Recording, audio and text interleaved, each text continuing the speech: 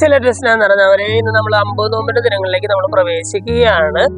ഇന്നത്തെ സുവിശേഷത്തിൽ നമ്മൾ വായിച്ചു കേട്ടത് 2 പുത്രന്മാരുടെ കഥയാണ്. ഈശോ 2 പുത്രന്മാരുടെ ഉപമ പറയുകയാണ്. ഒന്നാമത്തെ മകന്റെ അടുത്ത് പിതാവ് വന്നിട്ട് പറയുന്നു, നീ മുന്തിരിത്തോട്ടത്തിലേക്ക് ജോലിക്ക് പോകാനായിട്ട് പറയുന്നു. അവൻ പോകാമെന്ന് പറയുന്നു. പിന്നീട് അവൻ പോകുന്നില്ല.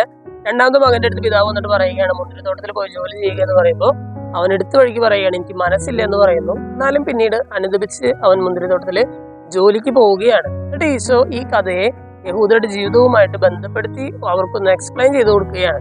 ഈശോ പറയുകയാണ്, സ്നാപയോഹന്നാൻ വന്നപ്പോൾ അവന്റെ വാക്ക് കേട്ട് നിങ്ങൾ അനുദപിച്ചില്ല, പക്ഷെ ചുങ്കക്കാരും വേശ്യകളും അവന്റെ വാക്ക് കേട്ട് അനുദപിച്ചു. നിങ്ങൾ അത് കണ്ടിട്ടും അവനിൽ വിശ്വസിക്കത്തക്ക വിധം നിങ്ങൾ അനുദപിച്ചില്ലെന്ന് പറയുകയാണ്. യഹൂദർ ചെയ്ത ഏറ്റവും വലിയ തെറ്റ് ഈശോയെ സംബന്ധിച്ച് സ്നാപയോഹന്നാൻ വന്നിട്ടും അവരുടെ ജീവിതത്തിൽ മാറ്റം വരുത്താനായിട്ട് അവർ തയ്യാറായില്ല എന്നുള്ളതാണ്. പാപങ്ങളിൽ അനുദപിച്ച് ദൈവത്തിലേക്ക് തിരിച്ചു വരാനായിട്ട് അവർ തയ്യാറായില്ല എന്നുള്ളതായിരുന്നു അവർ ചെയ്ത തെറ്റ്.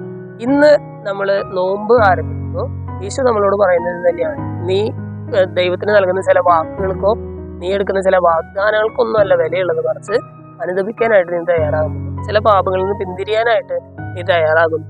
ഞാൻ കുറെ ഭക്ഷണ സാധനങ്ങൾ ഉപേക്ഷിക്കുന്നു, അല്ലെങ്കിൽ ദൈവസേനയിൽ വലിയ വലിയ വാഗ്ദാനങ്ങൾ ഞാൻ എടുക്കുന്നു, അതിനല്ല പ്രാധാന്യം, മറിച്ച് ജീവിതത്തിൽ മാറ്റം വരുത്താനായിട്ട് ഈ നോമ്പിന്റെ ദിനങ്ങളിലൂടെ കടന്നു പോകുമ്പോൾ ജീവിതത്തിൽ എന്തെങ്കിലും മാറ്റം വരുത്താനായിട്ട് നീ തയ്യാറാകുന്നു, അതിനാണ് പ്രാധാന്യം.